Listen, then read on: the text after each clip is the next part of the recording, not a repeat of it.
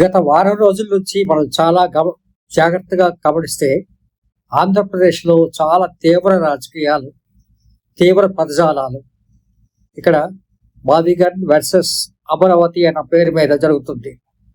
అసలు మనం ఒక్కసారి ఈ సిచ్యుయేషన్ చెక్ చేసినట్లయితే మనకు కనిపించింది ఏంటంటే, ఎప్పుడైతే అమరావతిని పూర్తిగా రాజధానిగా, ఆంధ్రప్రదేశ్ రాజధానిగా ఇటు ఆంధ్రప్రదేశ్ అసెంబ్లీ ఒక ప్రత్యేక తీర్మానం చేసుకొని సెంట్రల్ పంపడం, అది పార్లమెంట్ ఆమోదించడం మనం చూసాం. ఈ పరిస్థితిలో ఏంటంటే, అసలు జగన్మోహన్ రెడ్డి గారి తాలూకా కాన్సెప్ట్ ఏంటంటే, ఇక్కడ అమరావతి అన్నది చాలా ఎక్కువ ఖర్చు పెడుతున్న అనవసరమైన ఖర్చు. తర్వాత ఏంటంటే, ఎనీహౌ ఇదేంటంటే Amaravati is not the brain child of Jaganmohan Reddy గారు. కాబట్టి ఏంటంటే ఆయన ఖచ్చితంగా ఆయన బ్రెయిన్ చైల్డ్ కానిది అది బాగాలేదని చెప్తారు ఆయన. సో ఆ విధంగానే ఆయన ఏంటంటే అమరావతిని విమర్శించడం, వ్యతిరేకించడం, అమరావతిని ఎట్లా అయినా సరే దాన్ని నెగ్లెక్ట్ చేయటం అవన్నీ మనం చూసాం. అయితే చంద్రబాబు నాయుడు గారి తాలూకా ఆర్గ్యుమెంట్ మొదటి నుంచి ఏంటంటే, ఆయన ఏం చెప్తున్నారంటే,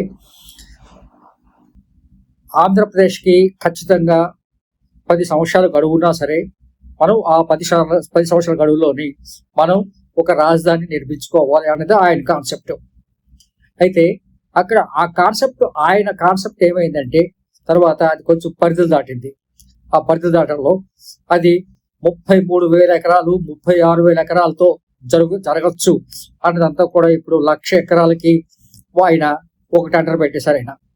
సో 1,00,000 ఎకరాలని మనం అమరావతి రాజధానిగా డెవలప్ చేసుకుందాము, లేదంటే రాజధాని ప్రాంతంగా డెవలప్ చేసుకుందాము అన్నది. ఒక్కసారి మన భారతదేశానికే రాజధాని అయిన న్యూఢిల్లీ మనం చూసుకున్నట్లయితే అది ఆల్మోస్ట్ మన రాజధాని అక్కడ 11,000 ఏకర్స్ ఆఫ్ ల్యాండ్ లో న్యూఢిల్లీ తాలూకా మెయిన్ సిటీ మనకి ఎక్కడైతే ఈ రాజధాని ఉందో అది మనకి కనిపిస్తుంది. అంటే ఆంధ్రప్రదేశ్ లెజిస్లేచర్ ని కంపేర్ చేసుకున్నట్లయితే ఆల్మోస్ట్ 4 times అక్కడ members of parliament both the houses of the Rajya Sabha, Lok Sabha. అది కాకుండా ఏంటంటే అన్ని రాష్ట్రాల తాలూకా రిప్రజెంటేషన్ అక్కడ మనకి ఢిల్లీలో ఉంటుంది. అంతేకాకుండా అన్ని దేశాల తాలూకా ఎంబసీస్ అక్కడే ఉంటుంది. అట్లాగే భారతదేశానికి సంబంధించిన ప్రతి డిపార్ట్మెంట్ కి సంబంధించిన హెడ్ క్వార్టర్స్ అన్ని కూడా ఆల్మోస్ట్ అన్ని ఢిల్లీలో ఉంటాయి. అవి కాకుండా న్యూఢిల్లీలో అందరికీ బస్సు సౌకర్యం, ట్రాన్స్పోర్ట్ సౌకర్యం, ఎడ్యుకేషనల్ సౌకర్యాలు ఇవన్నీ కల్పిస్తూ ఆల్మోస్ట్ 11,000 ఎకరాల ల్యాండ్స్ లో మనం ఏంటంటే మన భారత రాజధాని న్యూఢిల్లీ చూస్తున్నాం. అట్లాగే ఇటు భువనేశ్వర్ కొత్తగా నిర్మించిన రాజధాని ఆ రోజుల్లో అది కూడా మనం చూస్తే 28,000 ఎకరాల విస్తీర్ణంలో భువనేశ్వర్ ఉంది. అంటే ఆ తర్వాత ఆ చుట్టుపక్కల డెవలప్ అయినవి అన్ని కలిపితే 103,000 ఎకరాలు అది మొత్తం. కానీ రాజధానిగా వీళ్ళు డెవలప్ చేసింది మాత్రం ఆల్మోస్ట్ 28,000 ఎకరాలని కేటాయించి అందులో కొంత మాత్రమే చేశారు. ఆ తర్వాత అది డెవలప్మెంట్ యాక్టివిటీస్ లో అది విస్తీర్ణం అయింది. అట్లాగే చూసుకుంటే చండీగఢ్ కూడా ఆల్మోస్ట్ ఇదే రేంజ్ లో మనకు కనపడుతుంది. అంటే ఈ 20,000 25,000 ఎకరాల్లోనే కనపడుతుంది. కానీ ఎక్కడా కూడా మనకి రాజధాని అన్నది 1,00,000 ఎకరాల్లో కనిపించదు. అట్లాగే చంద్రబాబు నాయుడు గారి తాలూకా ఉద్దేశం కూడా 1,00,000 ఎకరాలు రాజధాని కోసమని కాదు, రాజధానికి సరిపోయిన అన్ని హంగులు రావాలంటే అందరూ పెట్టుబడులు పెట్టి, ఎందుకంటే ఆ ప్రాంతం అంతా కూడా ఒక విధంగా చెప్పాలంటే చిన్న పల్లెటూళ్ళు.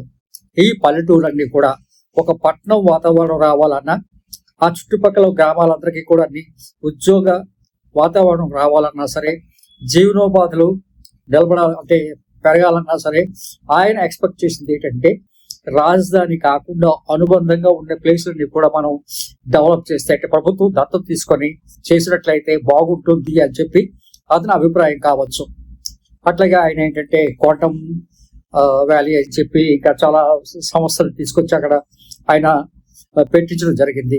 అట్లాగే చాలా మంది పెట్టుబడిదారులు కూడా అక్కడ వచ్చి అట్లాగే రియల్ ఎస్టేట్ బాగా అక్కడ పెరిగింది.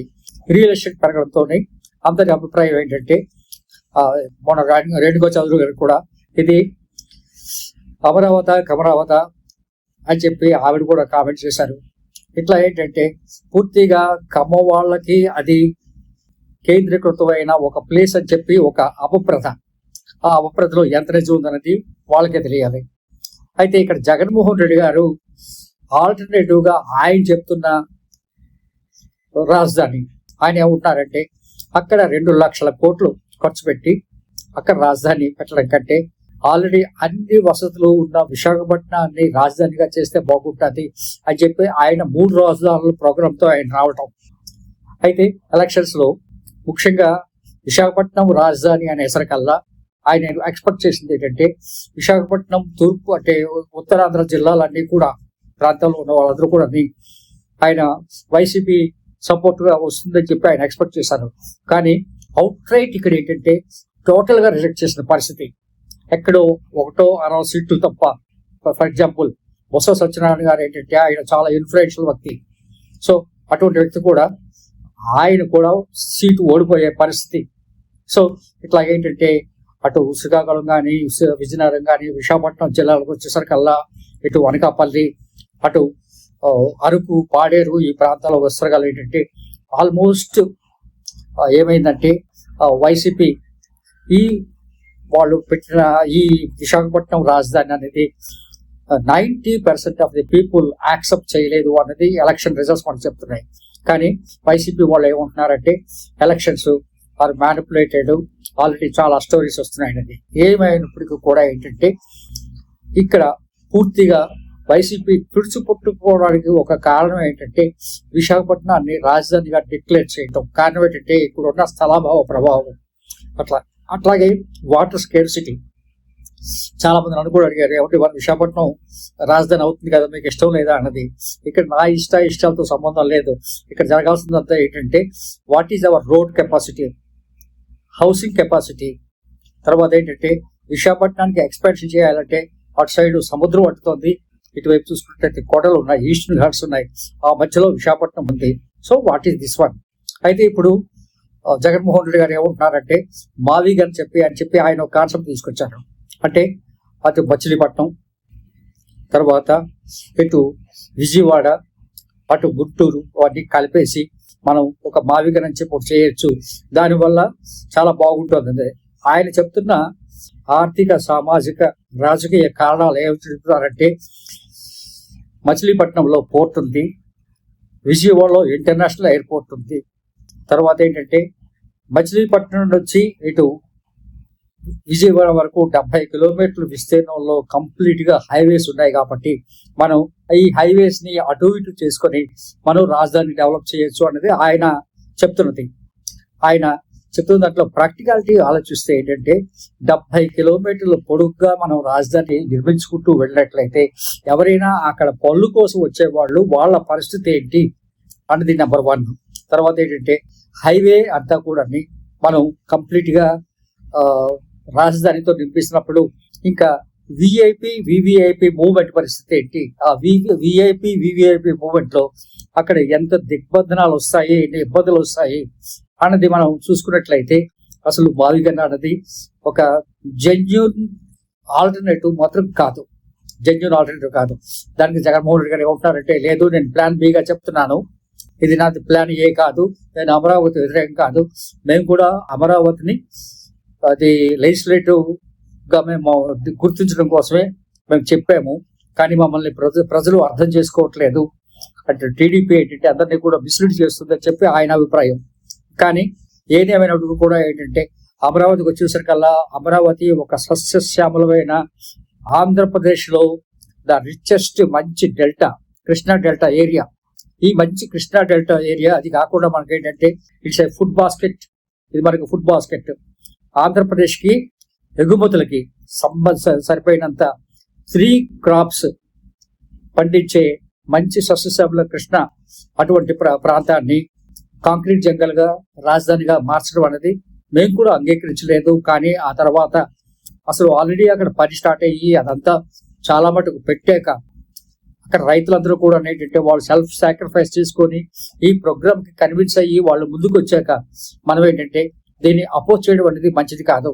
నేను కూడా ఆ రోజుల్లో అమరావతి రాజధానికి ప్రతి ఇంటికి మీరు డబ్బులు ఇవ్వండి అని ప్రభుత్వం కోరినప్పుడు, చంద్రబాబు నాయుడు కోరినప్పుడు మేము చంద్రబాబు నాయుడు గారికి పర్సనల్ గా కలిసి ఆయనకి చెక్ కూడా అందించాం. సో ఇదేంటంటే ప్రతి ఇటుక పేరిస్తేనే అమరావతి అవుతుందని చెప్పి ఆయన తాలూకా స్లోగానం. అయితే మనం ఏమంటామంటే అతను మంచో చెడు అక్కడ ఆల్రెడీ వర్క్ స్టార్ట్ అయిపోయింది, ఆల్రెడీ చాలా మంది పెట్టుబడులు పెట్టారు. తర్వాత రైతులు ఏంటంటే వాళ్ళ తాలూకా సస్యశ్యామలమైన ల్యాండ్స్ ఆల్రెడీ ఇచ్చేశారు. అవన్నీ కూడా మళ్ళీ తిరిగి వ్యవసాయం చేసుకోవడానికి అవకాశం లేని పరిస్థితిలో ఉంది. ఒకవేళ అక్కడ మేము రాజధాని ఇప్పుడు మేము పోస్ట్పోన్ చేస్తున్నాము లేకపోతే కట్టట్లేదన్నా సరే ఆ ల్యాండ్ మళ్ళీ సస్యశ్యామలం చేయడానికి అవకాశం లేని పరిస్థితిలోకి ఆ పరిస్థితితో వచ్చింది. కాబట్టి ఇప్పుడు దాన్ని అపోజ్ చేయడం ఏంటంటే అమరావతి రైతుల తాలూకా ఆశల మీద నీళ్లు పోసినట్లే, వాళ్ళకి అన్యాయం చేసినట్లే. అట్లాగే అక్కడ చాలా మంది పెట్టుబడులు పెట్టారు, ఆ పెట్టుబడులు నాశనం అవుతాయి. ఇంచుమించుగా 10 సంవత్సరాల నుంచి ఇదే విషయం మీద రాద్ధాంతం చేసుకుంటూ మనం వెళ్తూనే ఉన్నాము. దీనివల్ల ఏంటంటే గుడ్విల్ ప్రాబ్లం వస్తుంది.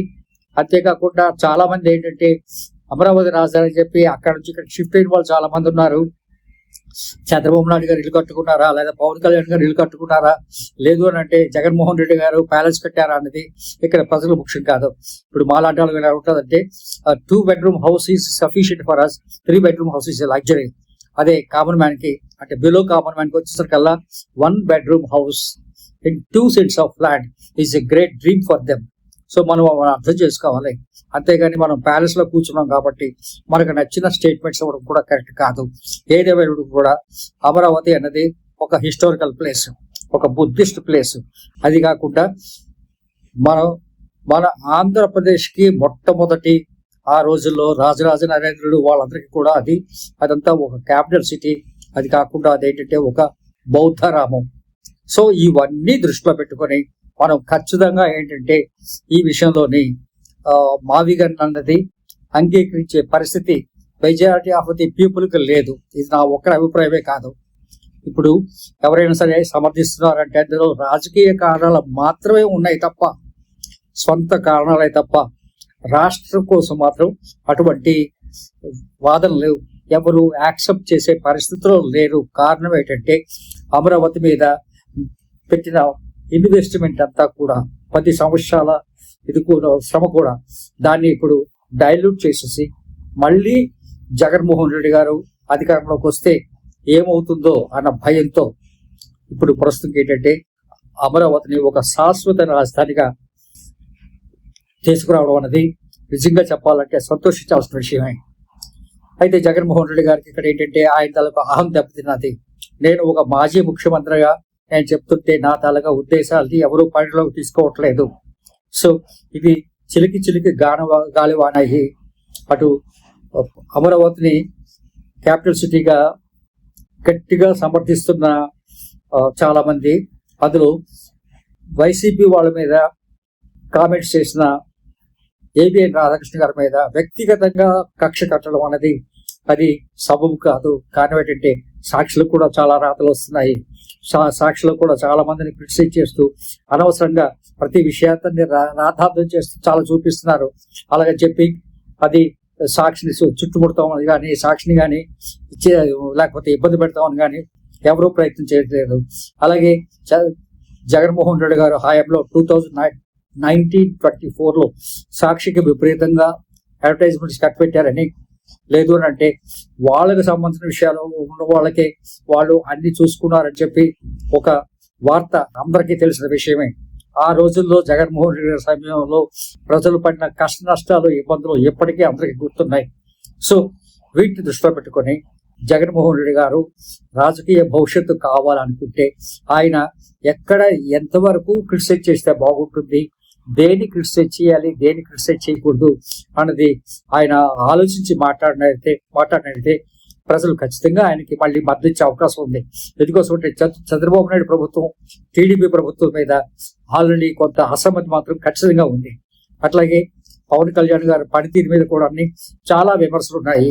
అట్లాగే టీడీపీ ఇటు జనసేన ఈ పార్టీలో ఈ జరుగుతున్న ఈ డ్రగ్స్ కానీ, లేదు అని అంటే ఈ ఉమనైజేషన్ విషయంలో కానీ, లేదు అని అంటే వాళ్ళకి కావాల్సిన వాళ్ళకి వాళ్ళు చేసుకుంటున్నవి ఇవన్నీ కూడా ప్రజల దృష్టిలో ఉంది. కాబట్టి ఇవన్నీ దృష్టిలో పెట్టుకొని జగన్మోహన్ రెడ్డి గారు ఆచితూచి రాజకీయంగా వ్యవహరిస్తే ఆయనకి లాభం చేకూరుతుంది తప్ప ఇటువంటి మావిగన్ టైప్ ఆఫ్ రాజకీయాలు చేసినట్లయితే ఖచ్చితంగా జగన్మోహన్ రెడ్డి గారు మళ్ళీ భవిష్యత్తులో మరోసారి గట్టిగా భంగపడతారని చెప్పడంలో సందేహం లేదు.